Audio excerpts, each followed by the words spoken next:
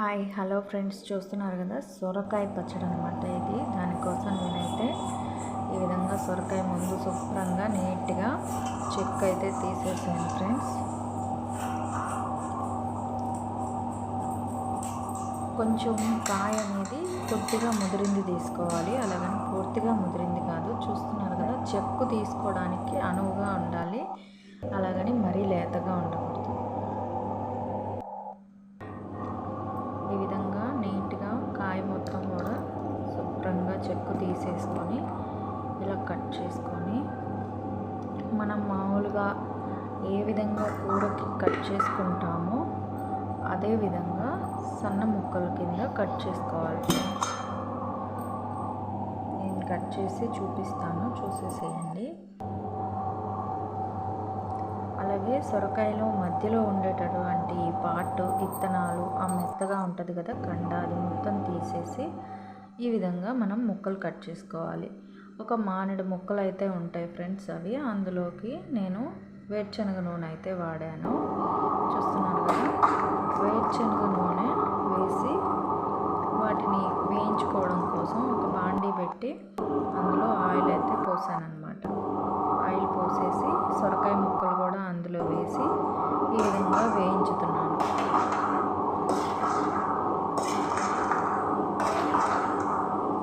ఈ ఇంట్లో చేరినాక అసలు సొరకాయ పచ్చడి చేస్తారని తెలియదు ఫ్రెండ్స్. ఇక్కడికి వచ్చాక చేస్తారు అని తెలిసాక మనం ట్రై చేయకుండా ఉంటాము.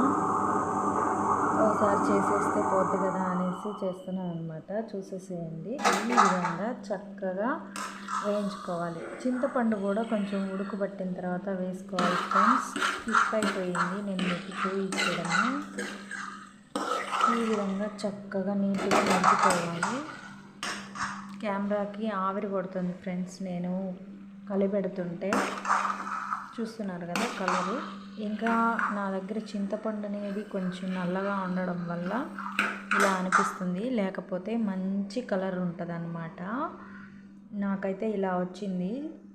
దాన్ని మొత్తాన్ని చక్కగా మిక్సీకి పెట్టి పేస్ట్ చేసేసాను. ఆ తర్వాత ఆవాల పిండి వేసుకున్నాను ఫ్రెండ్స్. ఆవాలు, మెంతులు అది పిండి వేసి నెక్స్ట్ ఉప్పు, కారం వేసేసి ఇవి మూడు కూడా కలిపి ఈ విధంగా కలుపుకోవాలి.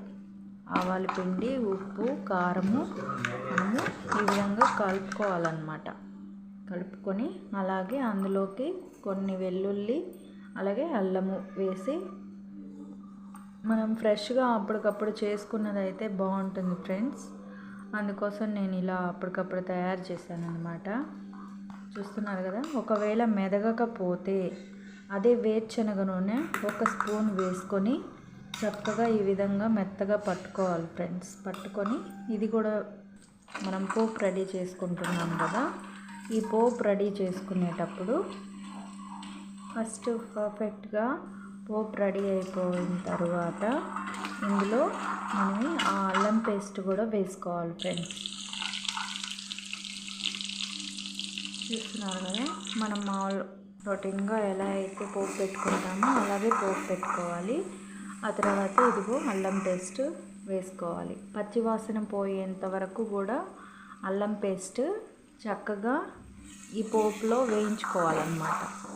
అలా కలుపుకుంటూ అడుగంటుకోకుండా, మాడిపోకుండా కలుపుకుంటూ వేయించుకోవాలి.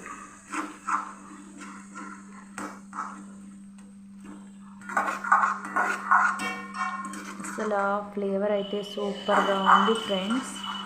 అసలు ఎంత బాగా వస్తుందో అల్లం వెల్లుల్లి ఫ్లేవరు ఆ పోపుకి, ఫ్లేవర్కి అసలు చాలా చాలా ఇప్పుడే తినాలి వేడివేడిగా అన్నం పెట్టుకొని అన్నట్టు అనిపిస్తుంది అన్నమాట. ఆవు పిండి ఆ ఫ్లేవర్ ఎలా ఉందంటే సూపర్ ఉంది. అసలు కిచెన్ మొత్తం కూడా ఫ్లేవర్తో నిండిపోయింది.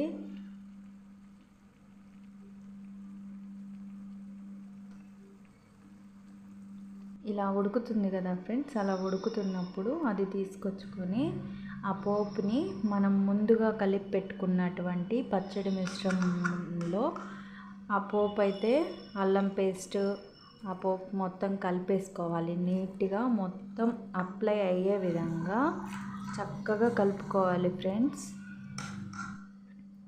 నేను ఆయిల్ కొంచెం తగ్గించానమాట. కావాలనుకునే వాళ్ళు ఇంకా వేసుకోవచ్చు ఫ్రెండ్స్. నాకు ఇంట్లో ఆయిల్ ఎక్కువ వద్దు అంటూ ఉంటారు, అందుకనేసి కొంచెం గట్టిగానే చేశాను.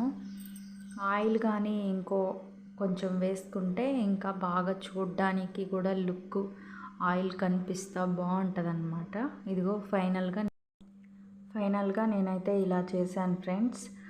మీకు కానీ ఈ వీడియో కానీ నచ్చినట్లయితే లైక్ చేయండి,